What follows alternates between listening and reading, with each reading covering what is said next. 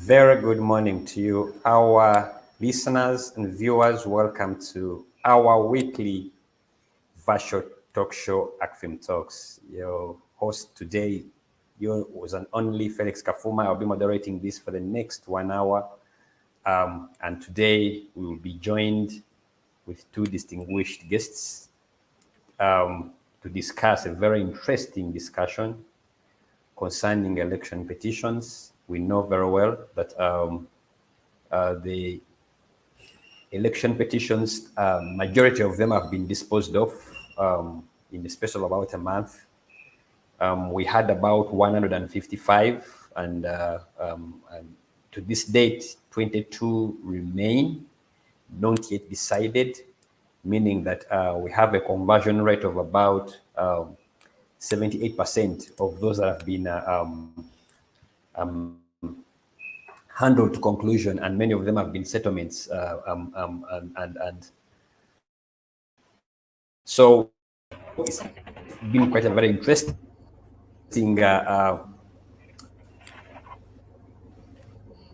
development. But I'll be joined, before I delve deep into what we are really going to discuss, I'll be joined by the acting Head of Public Relations for Electoral Commission, Paul Bukenya. Hopefully, I guess on the set. I'll also be joined by a seasoned politician, Honorable Proscovia Salaamu Musumba. She's one of those who petitioned and withdrew eventually. Already, Paul has joined us, so I'll be waiting for Salaamu Musumba. But before we start, I'm inviting all of you to join our online platforms to be part of the discussion. They should be flagged on our screen below. On our YouTube handle, ACFIM Uganda, Facebook Live ACFIM, and also our Twitter handle at ACFIM UG.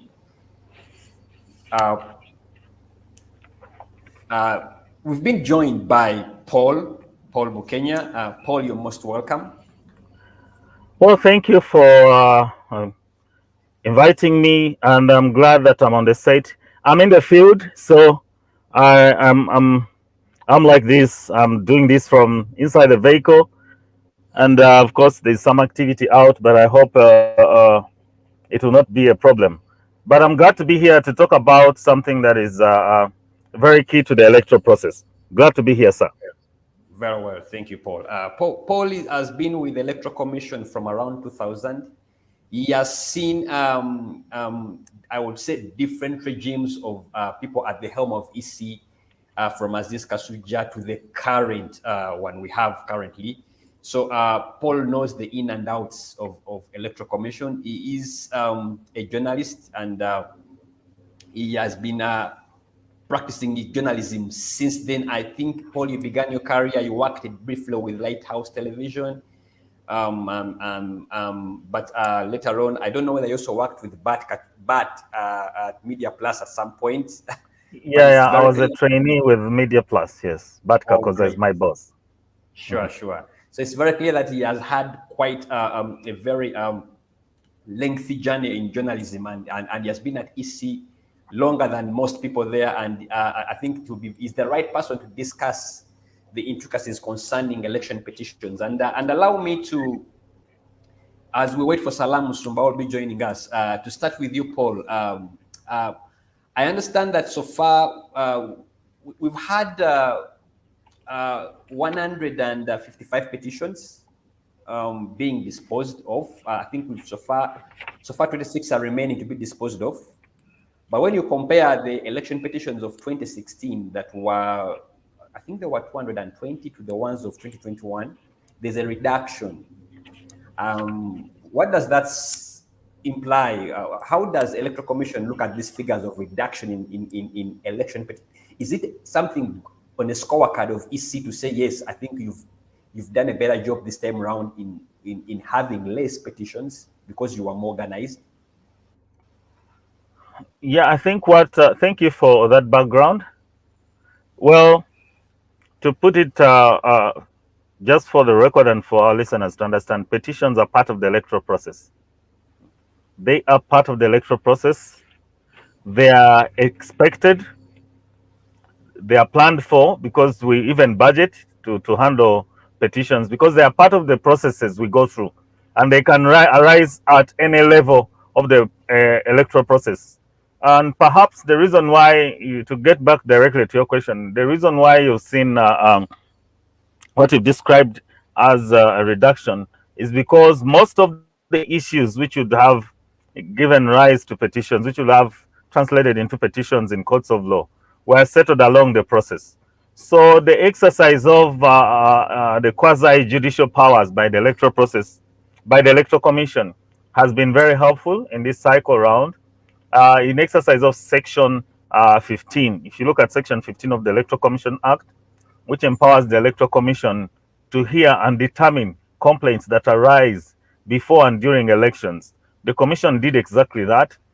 During this past election cycle, we were very active and we handled about complaints arising out, especially out of the nomination, complaints and petitions. Now, if these are resolved at that stage, then they will not proceed to courts of law. And I think that's why we see that most of the issues that would have gone to courts of law were handled and resolved through the complaints handling mechanism and by the commission hearing and determining those matters. For example, issues related immediately after nomination, we had cases, complaints coming up relating to inadequate academic qualifications, challenging someone's biodata, your names, your date of birth, the particulars of supporters. You gave us, all those things came up during immediately after nomination. People complaining that I was not nominated by a returning officer, and though they come to the Electoral Commission to seek redress. And of course, the most common one being issues emerging out of party primaries. Now, for all the issues that we were able to resolve in exercise of Section 15(1) of the Electoral Commissions Act, which gives the Commission quasi-judicial powers. Well, that's why we see that some of the issues were resolved then did not proceed to the next level. Of course, you know that issues arising after declaration of result, you cannot courts of law. So what we have in the courts of law are issues that arose after the election.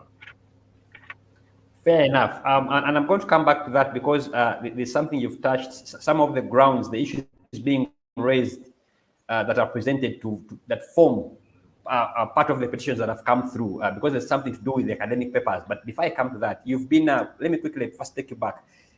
I know EC has been conducting an audit of the elections of 2021. What are so far some of the findings coming out from those meetings you've had auditing the process? Well, we've had since the month of August and through September, we've conducted what we call an evaluation of the electoral process. Of course, some processes internally started earlier through the reports that are provided by the returning officers and an internal assessment of our performance as the technical people and as the institution. But we came out and stakeholders through an online survey because of the problem of COVID-19, which we uploaded on the website and shared online, and we were able to get feedback. But we also conducted physical meetings from the 6th of September through the 18th of September countrywide. And we met with stakeholders to discuss how the exercise was organized and conducted. So we're able to look at the good, the bad, and the ugly things that we saw around, or that could have been identified by our stakeholders.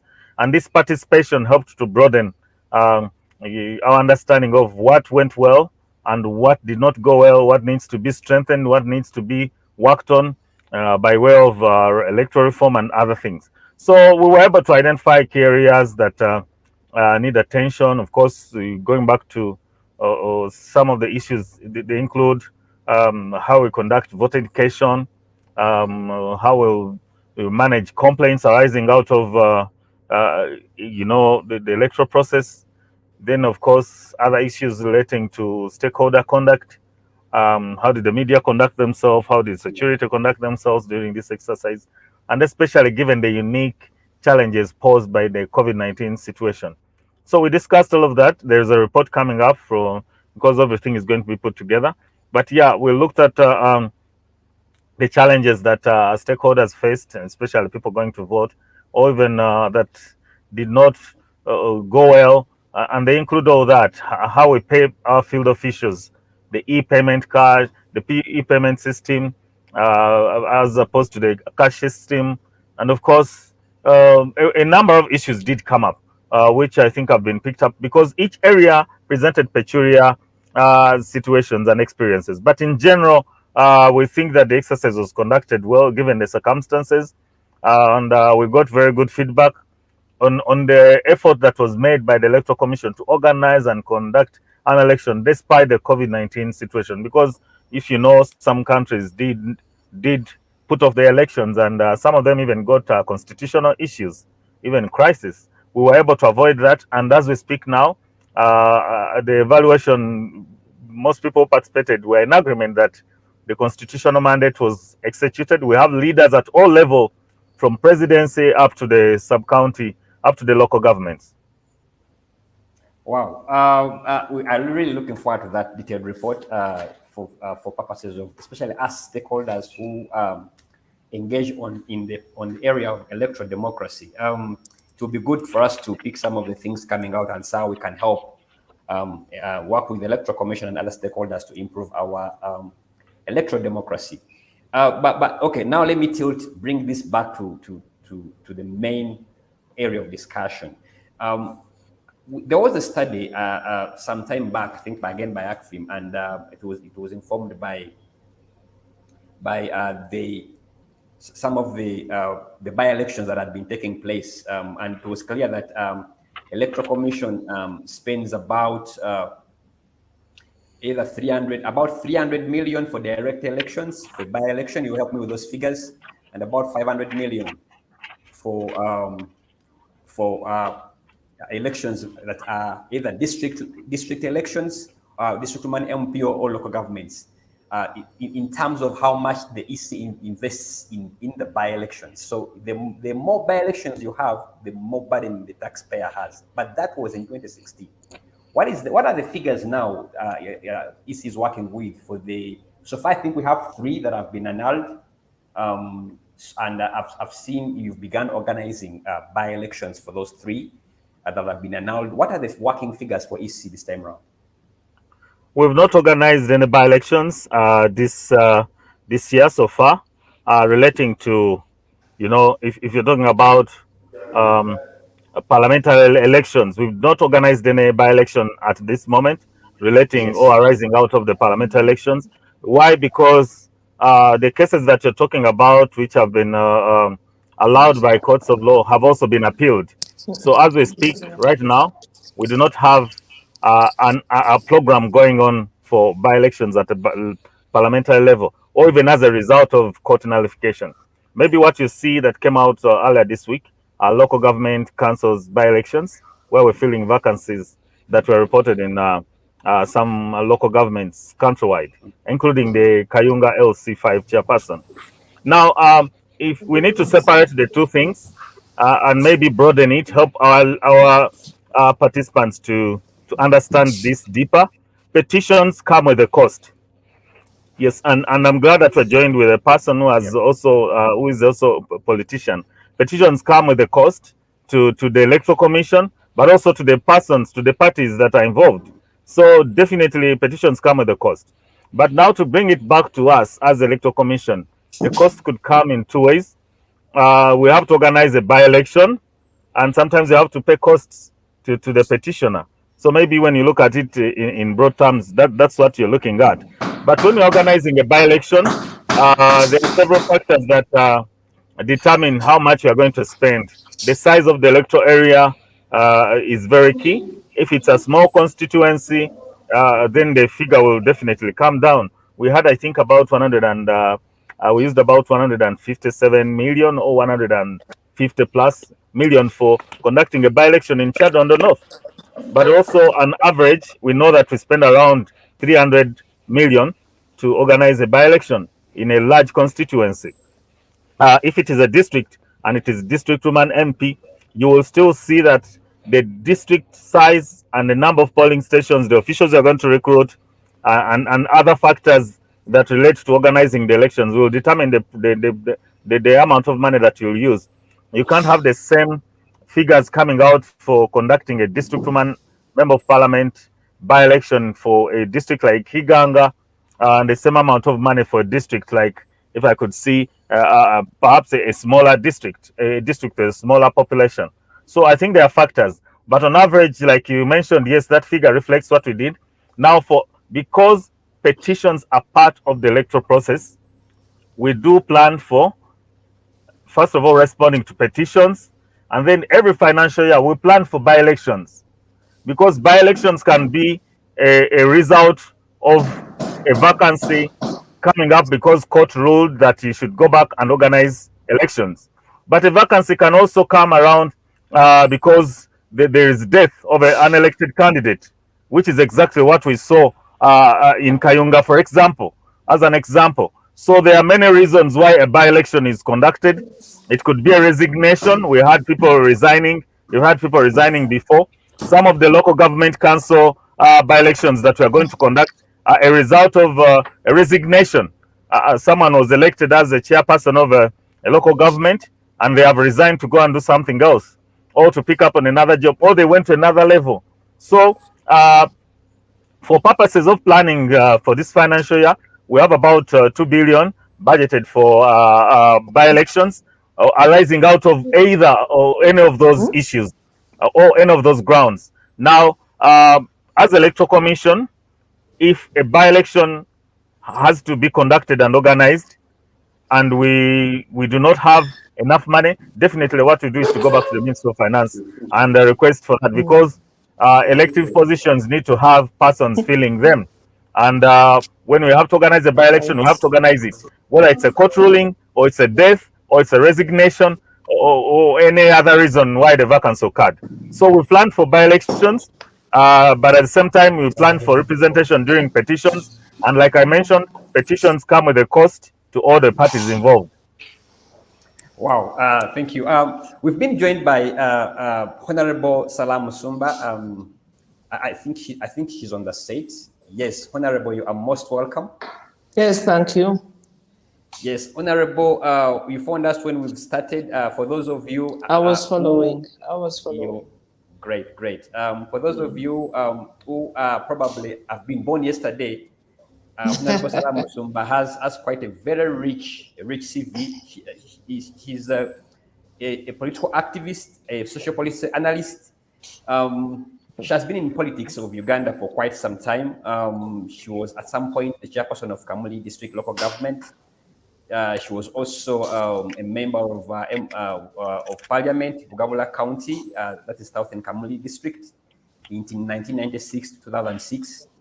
And she contested recently, and she also, when we discuss petitions, she's among those who petitioned the court against the victory of Kadaga. And interestingly, she withdrew the petition, and I think we are going to start with that from that perspective. Honorable, you petitioned in 2016, the late Watongola. You also petitioned in 2021. In 2016, yes, they annulled the results. In 2021, you withdrew the case. I want to understand and help the viewers therefore, what gives you the impetus to seek courts of law as an avenue for electoral justice? Well, thank you very much. I'm glad to be with you in this discussion, a conversation that is very dear to my heart, because I've chosen to be a political animal, and I have been in politics since 1993. My first contest was for CA, the Constituent Assembly. And thereafter, I've been participating in all the subsequent elections and by-elections that come my way. I think people watching us should understand that governance is not a luxury. Participating in good governance is not a luxury, and it's not for lack of things to do, but it's so that we as a people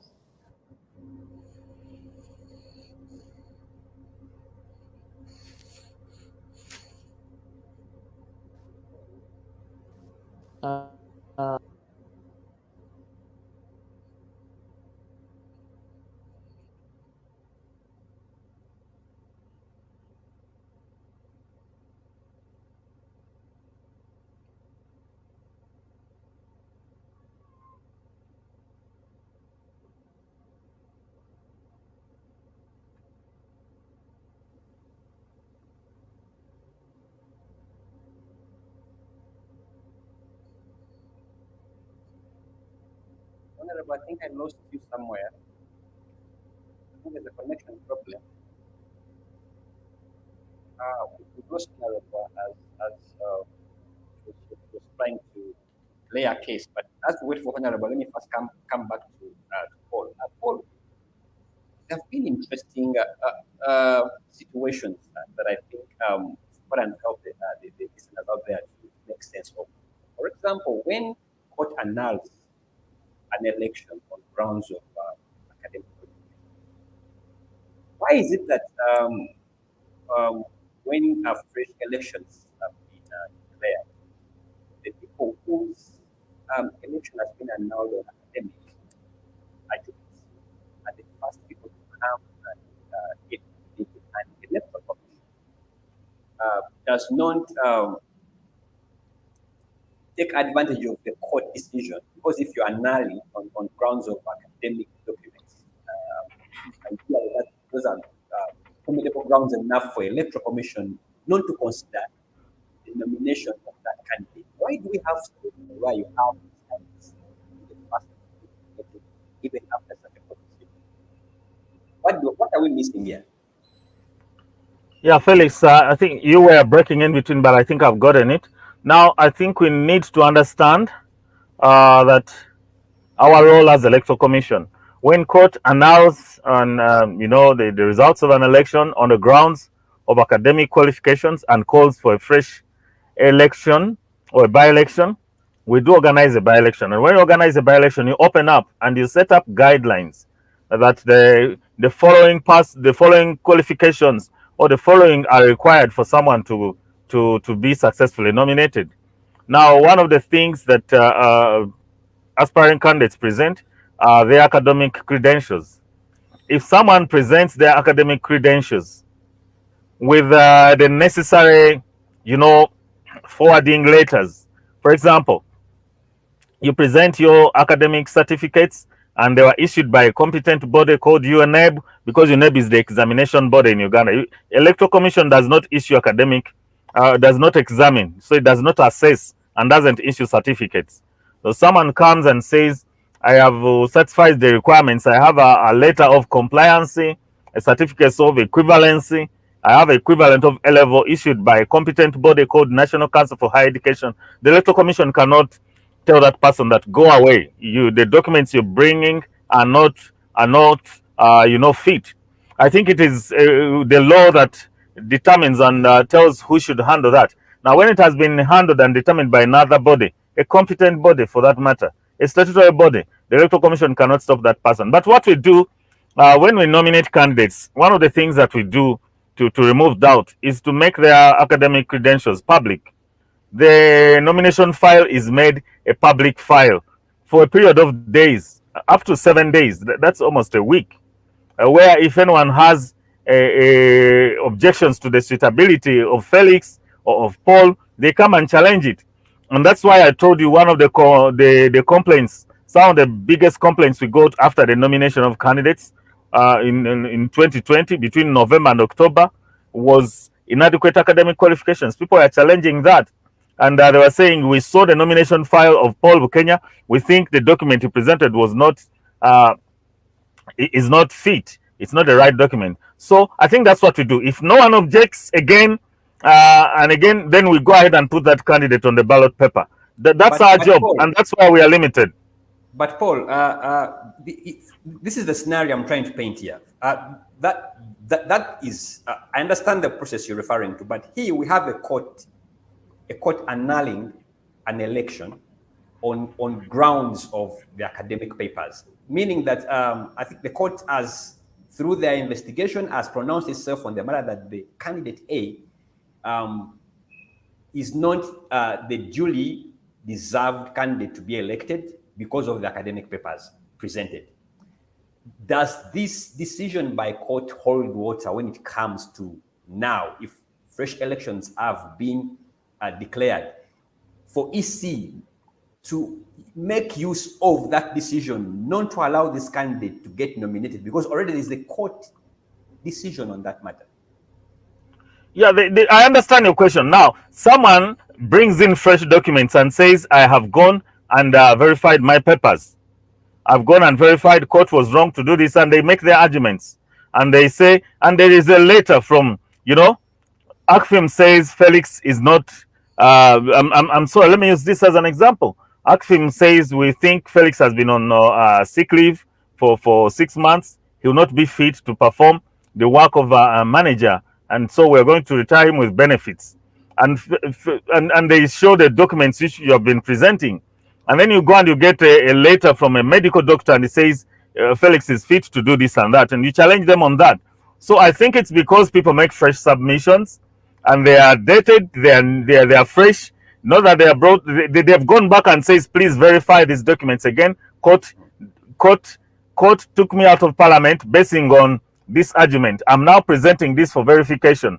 And now the competent authority has said that it is actually equivalent to A level. Then you, as the electoral commission organizer, you have no grounds to tell them that, no, you were chased away, you were told not to come back, we cannot receive you again. We cannot be the court again. So what we can do when they bring those kind of documents, because we don't nominate you basing on what you presented in the last exercise, but what you presented, and it is new, it is fresh, it is certified, it is the statutory, all the signatures and every other competent authorities have endorsed it. What we do is to make sure that when we nominate you, we make it public. And if we get no objection that indeed this person does not qualify, then there's no way we can stop you. But of course, I don't want you to get the impression that we've not obeyed the court order. We have, because we have ordered a fresh election. We have degazetted, we have done everything afresh. That means we have honored the court decision. But if someone presents themselves again and presents, that's why there are appeals in courts of law, and appeals stand, and people say I brought new grounds and I'm not a lawyer, and then they bring all these arguments, and then the appeal is heard, and the matter is determined in a different way. So I think it's a matter of law. But if the law so pronounces that a person who has been disqualified or has been whose election has been cancelled or annulled because of lack of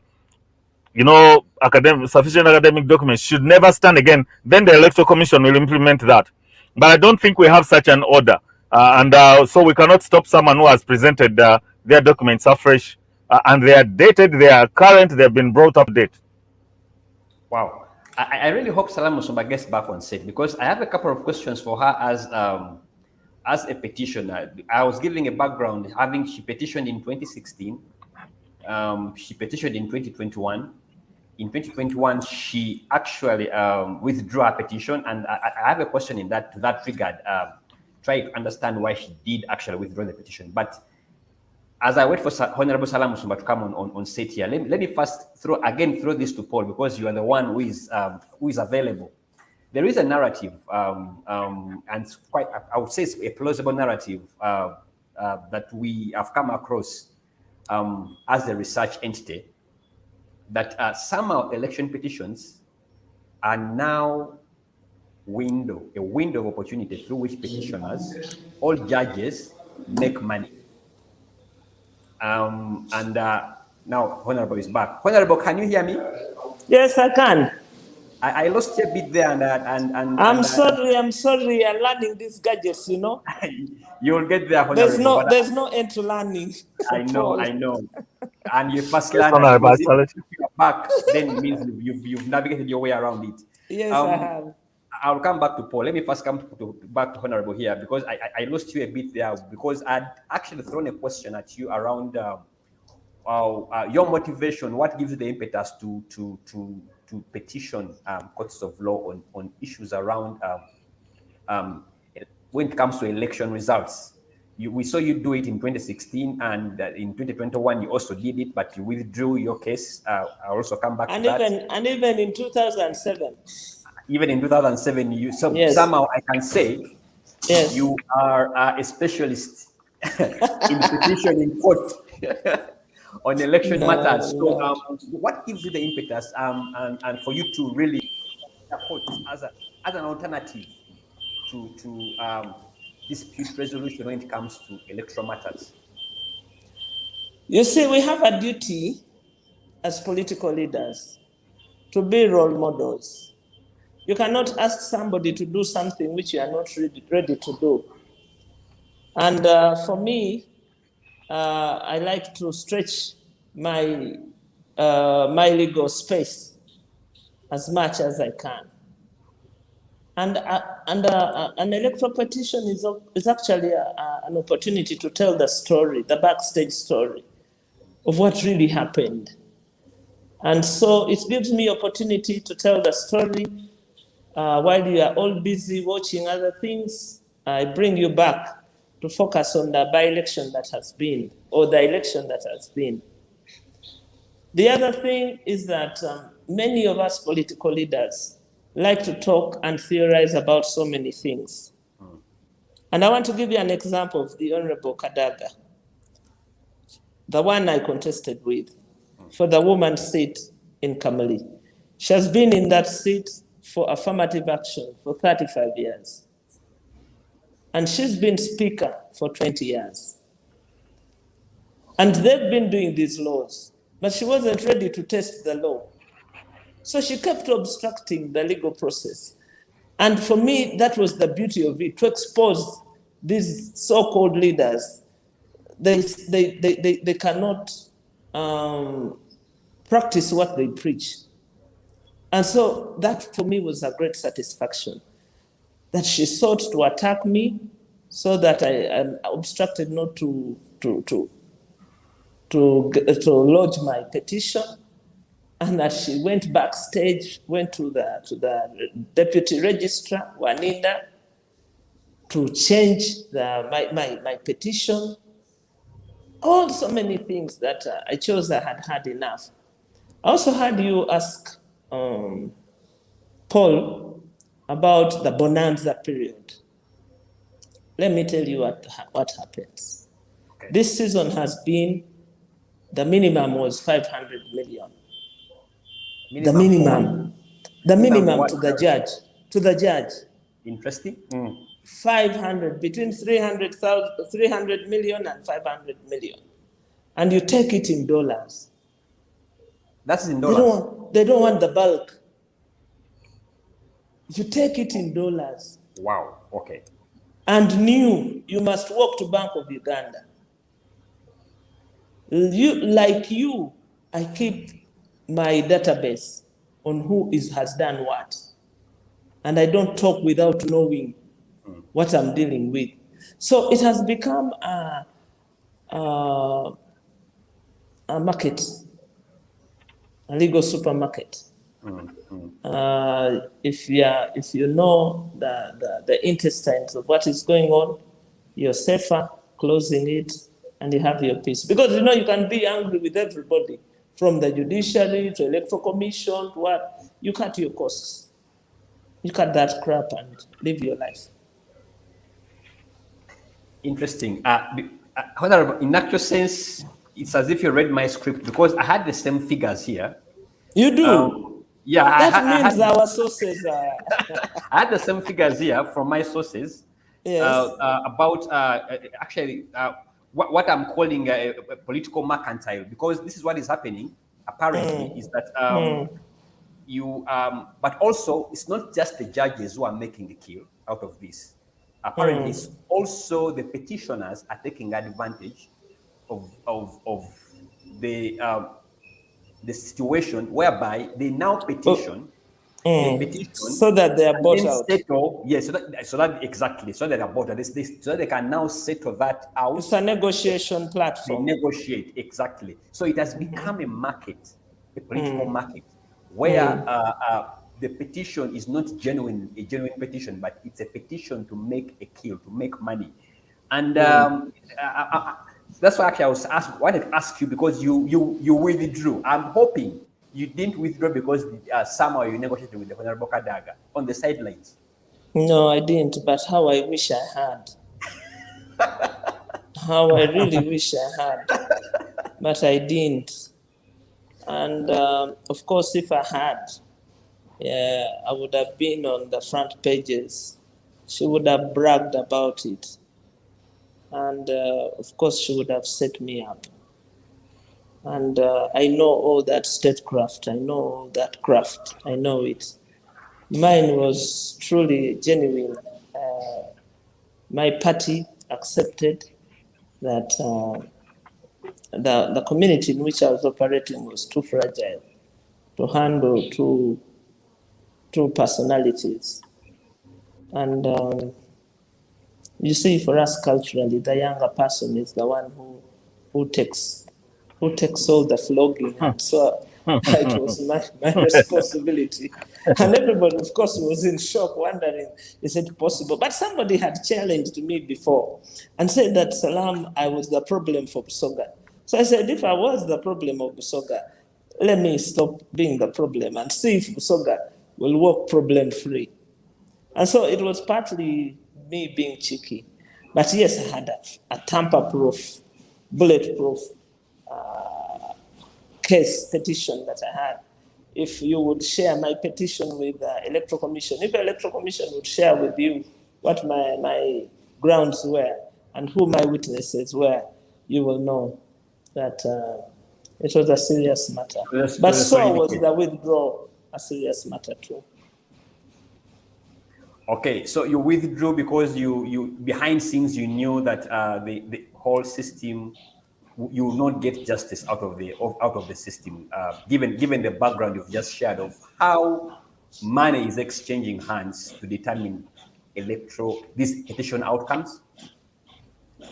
I'll say to you that there are grades of people they seek money from, and I'm not one of them. I'm not one of them. I'm high risk. And so very few judges like to handle my case. And in fact, in the past, they've had conferences about my cases, and they've wondered how to deal with me, which is good. I wish they would do it for everybody else. But I don't take that privilege for granted. I'm happy that I've been able to get justice whenever I've been to court. But I wish it for everybody it's so debilitating to go to court and a judge. There was only one judge, I think he's even retired now, in 2007. He asked me, do you think I can stop the president from decampaigning you? I said, doesn't that break the law? He said, but I can't. At least he was even honest enough to tell me. Because in that campaign, in that by-election for Kamali District local government, the president actually spent a whole entire campaign time in Kamali. And it had been so bad, it had displaced the Electoral Commission. But I've also been to other by-elections and other elections where Paul knows that I see what they see, and I even see more. I've been to Arua, I've been to Nebi, I've been to all those places. I was arrested in Botaleja. I've been arrested in Kasese, everywhere I go. So I know how dirty our elections are. They are really filthy. Well, I know how people get compromised. Even the returning officer can ask you, do you have 300 million? And I announce you. Okay. Yes. Interesting. Paul, let me throw in Paul here. Paul, you found us, we were having a very interesting discussion, and I think I need to pick your mind on this. First of all, you have 155 cases, petitions for 2021 elections. And I think 129 have been disposed of, and I think 26 are remaining. this is an interesting record of turnaround in terms of disposal of petition cases. And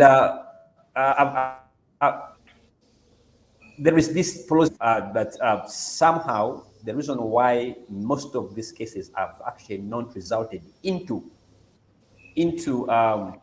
fresh, for court to declare fresh elections is because of what is happening behind scenes.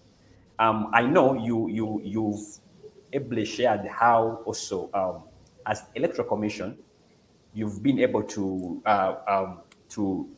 handle a number of these, what you call the quasi-judicial power, to minimize and mitigate petitions. But those that have come through, many of them have not resulted into fresh elections because somehow negotiations are happening behind scenes. Judges actually, we call it a season, they're in a season of harvest. The figures that have been put are about 500 million, 500, depending on actually, and when it's high, especially when it's the higher court, Supreme Court, the money is much more. So what is your comment on this? And what if this is to be true, what does this mean to electoral justice? If in actual sense, I think yes. your last statement there then helps me out of that because it's highly speculative. I'm unable to comment on something that is said to be behind the scenes. What I'm confident about and what I've closely followed is what has been presented in the courts of law, and what has been presented and matters that have been presented before the judges, and persons have withdrawn. And the Honorable Salaamu Musumba said that she withdrew the case because of other considerations, and she has not she has mentioned them. So I think I can't go behind the scenes because I don't belong there.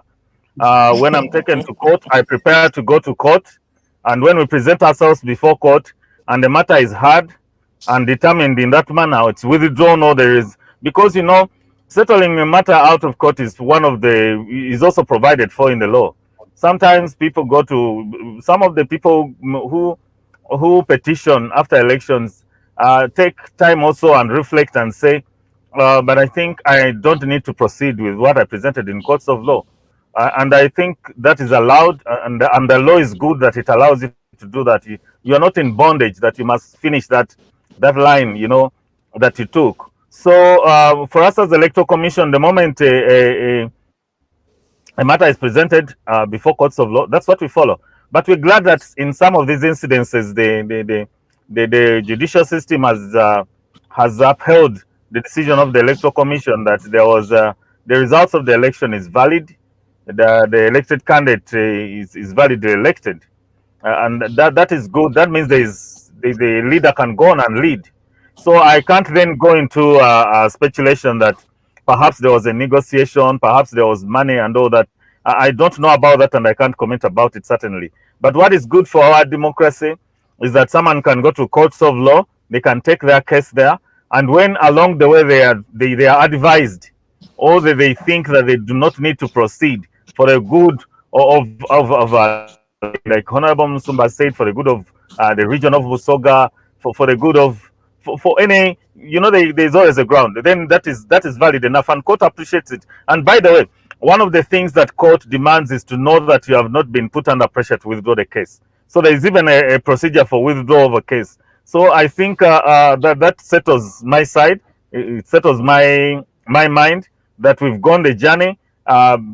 People who participated in the election have taken the next step to have their grievances heard, and perhaps along the way they think the matter can be resolved out of court, which is also allowed, and they've taken that direction. Either way, I think it is good for us.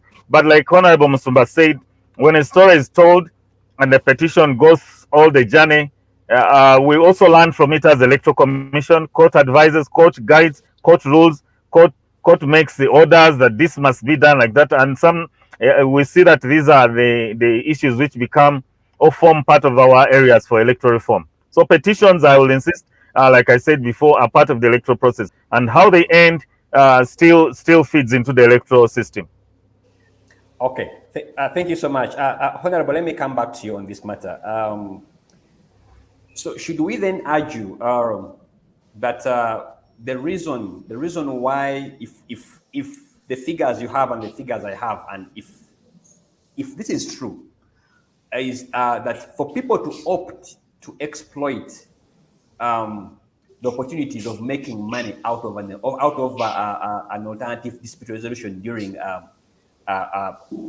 electoral processes, for example, petitioning, it is thriving, or people have taken wind of that advantage because they believe that the court systems cannot give justice. So in order not to lose squarely, you then negotiate. And I've had some of the talk that the victims, mainly it has been NRM victims, that are usually pushed to negotiate because it's more demanding. There's more at stake if someone pursues an election petition than preferring to settle it out of court. But is this because somehow the court system, the justice system, has been found wanting, that people now can say, okay, not to lose, let me pick a few and wait for 2026, for example? What's your take? There will always be one winner. That is for sure. There'll always be one winner. And that winner can win fraudulently, can win honestly. Now, when you weigh all options, because we don't have a tamper-proof election happening, no. We do not even have an airtight election. Electoral management is the area that has not been improved sufficiently to meet the aspirations of the people. And so all the time, there are questions: is it worth it? Of course, you go to an election having weighed two, do I have a fair chance of winning? But as you go along, electoral administration becomes very difficult to monitor. For instance, in Kamuli this time, we'd never had a meeting of candidates, any single day. Never had a meeting. So you had to fight it out in the field. Whoever had the muscle took the day. You were on your own. And so we worked on our own and sorted things out on our own. The final one, in my case, is that ballot papers were given to my opponent. And they give these things and they forget that even some of their security do not like what they are doing. Okay? So ballot papers were given to my opponent. They were delivered to her hotel in Kamali Century. Ahead of elections. Ahead of elections. The whole night they spent it ticking and ensuring that they go to the polling stations that they had. It was an entire logistical nightmare that they had to do. So when you know that you can't beat them, as their raw game, you do what you can. You do what you can, and that's what I did. And that's why I'm telling the world that what actually happened was blatant theft with the assistance of the Electoral Commission. And really, I would have undressed too many people because I thought, is it worth? Is it worth? Because must you kill the entire world because you want to become a member of parliament? My judgment was that no, there's tomorrow, there's a better day tomorrow, and we should work towards that. That's why, feeding back into the Electoral Commission, we should go on the election by thumb. It should be a thumb, not a tick, because I could have gone back to audit the election, but how do you audit ticks? You can't do that. So it is a lesson that we take back from our experience, how things are done and not done, and bequeath a better electoral system to the next generation of political leaders. Interesting. We have about 10 minutes. I'll use 5 of them for the next couple of questions. And now let me first, let me come to you, Paul, about the issue of in 2016,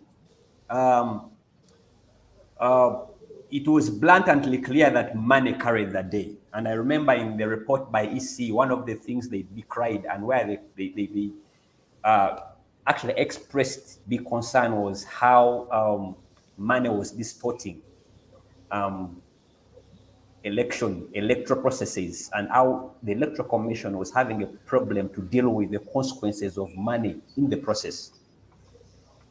Come 2026, again, there was a fair use of money, and we're not saying that candidates should not use money, but when you have money play out in a manner that it starts to be problematic with the process, then I think there are questions that need to be answered. And I want to pick from your experience and from the point of Electoral Commission perspective in the 2021 elections. How was money significantly a problem? The excessive use of money a problem for you to exercise your work as EC in this case? Yeah, first, I think, Felix, we are not yet in 2026. You mentioned 2026. Sorry, a little bit concerned that you are ahead. Yeah, but certainly, most electoral systems, especially in what you could call our growing democracies, emerging democracies, and nations categorized as under that, they still have a challenge concerning financing of electoral activities, campaign financing. It's still a challenge to put it in the law and even to implement it. Because of even our financial systems, how we handle money, money moving in cash. If someone has money, you may not even know because they've used cash and things like that. So I think in the broader picture, there's still a big challenge for election management bodies concerning campaign financing. And it's not just election management, but even political parties. All stakeholders in the electoral processes are facing that. If you looked at some of the advanced democracies, there are clear regulations, and someone can be taken on that you used such and such, you violated the rules. We do not have some of the laws that are governing the funding and the use of money in that. But of course, that aside, money plays a key role in elections. And you can't say that people should not organize to have money to organize campaigns, to print material, to support their mobilizers, and to do everything that is lawful. But I think what is at the bottom line, the use of money should be in accordance with the law, with the guidelines. We do have guidelines that regulate, that guide candidates on the use of money, but there are still gaps that need to be fixed. And I think it's one of the issues that was shared during the evaluation. Now, complete reports and even our final report is certainly not yet out. So I think I will await for that, including reports that are coming from organizations like ACFIM and others which interest themselves in campaign financing. But in general terms, I think what we've said as Electoral Commission, we've clearly guided against the use of money to influence voters, which is bribery. And I think voter bribery has been a ground in some of the petitions which we have seen going before courts of law. So that already shows that we've guided, we've done a voter education, we've done the engagement on that.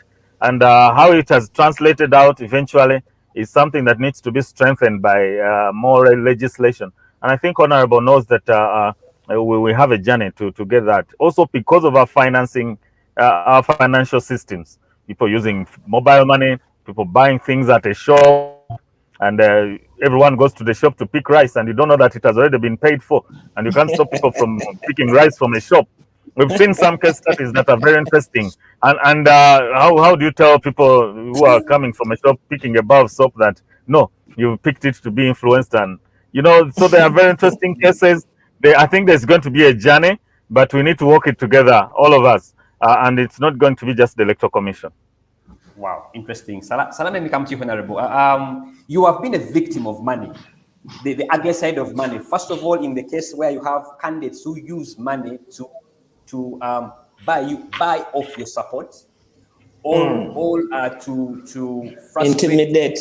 intimidate or frustrate your cause. Recently, here in 2021, I think under the law, political parties are supposed to be financed in relation to political party activities, but also in relation to campaign activities. And I think when it came to the clause that speaks to in relation to campaigns, political parties were not financed. So as a party leader, you are affected, but also as an individual candidate, you are also affected. How should we sanitize? How should we deal with these injustices of where even when you have the law is not applied to support political party financing in this case, but also where there are gaps, these gaps are exaggerated to disfavor your participation in the electoral process. Our democracy is stunted, badly stunted. Money doesn't make it any better. Actually, money makes it worse. There's no way you can handle money in elections and win.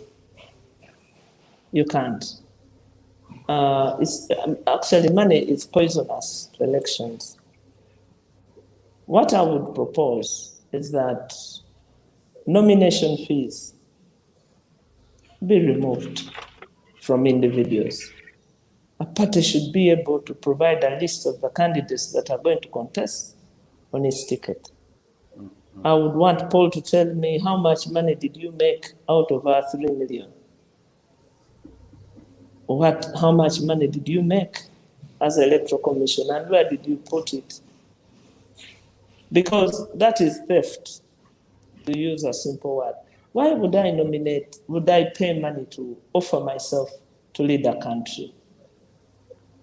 It does not even eliminate fraud or fraudsters from jumping into the fray. So the first culprit is the Electoral Commission itself, because it introduces money. As a body, an independent body, it does not need to make money out of us or any candidate. And then there are legitimate campaign costs, posters, media, and meetings. Those meetings have to be enabled. But civic education has fallen onto the candidates.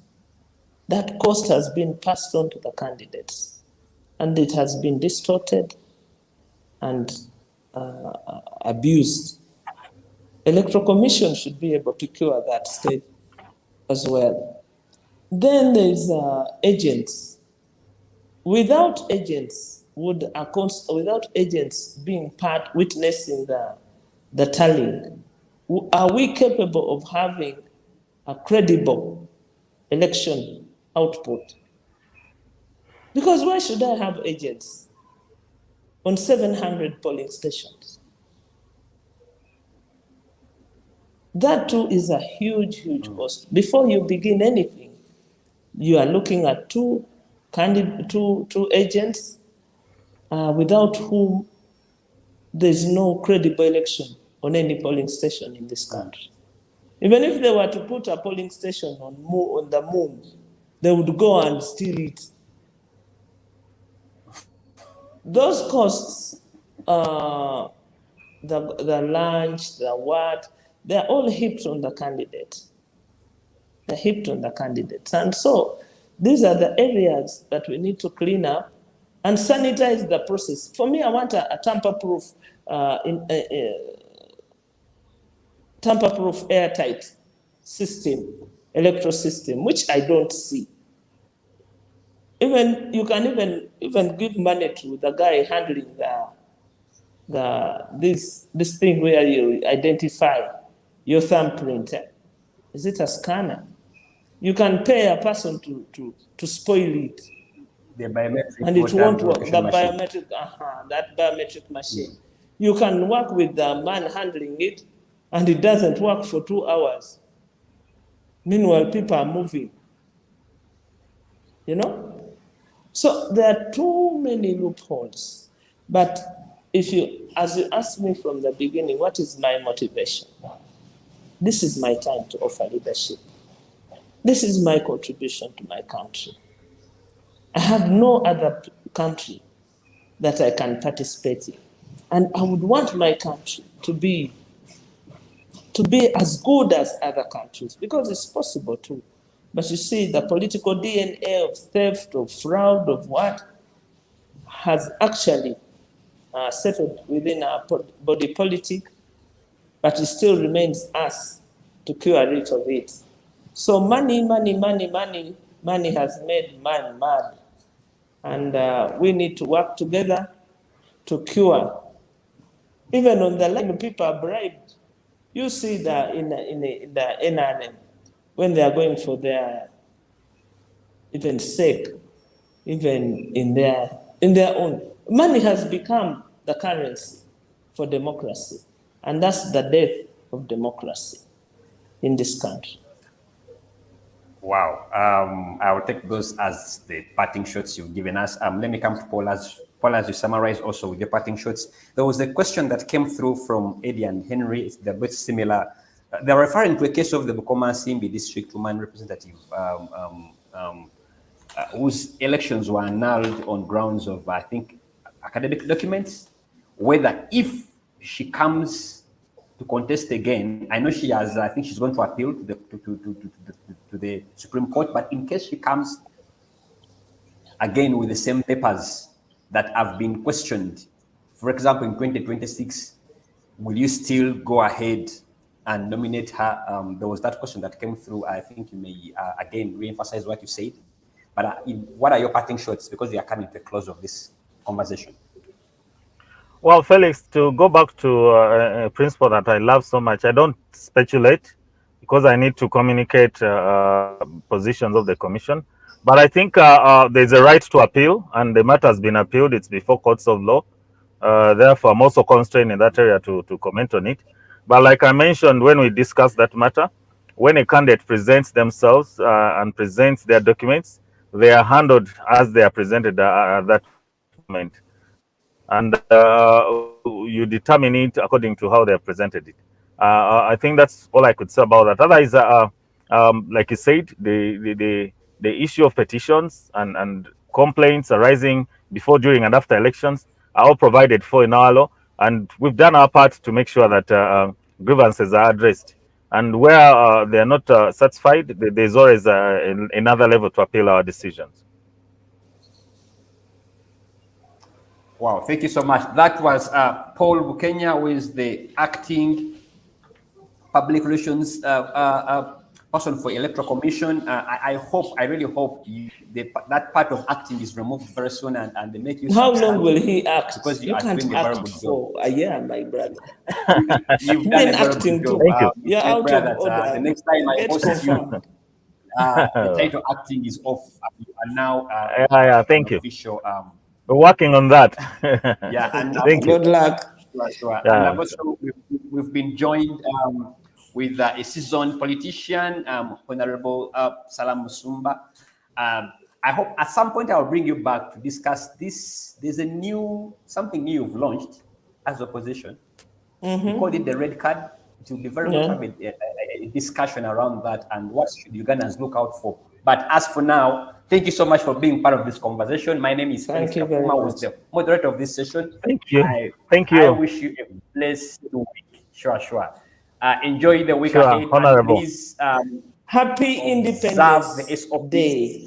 Wow, Enjoy yes. the independence. God and my country. Yes. Thank you. Thank you. Indeed. God bless. Bye-bye.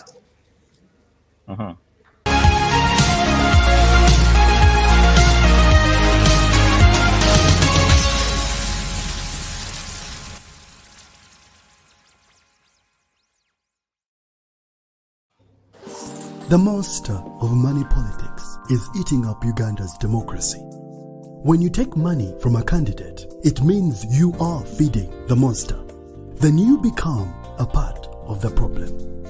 When a candidate who overspends on campaigns is elected, he or she will not represent voters but himself. He or she will engage in corruption to recover campaign money. Social services will not be delivered and the voter will suffer more. Voter, let's be wise. Give democracy a chance. Do not sell your vote. Focus on the issue.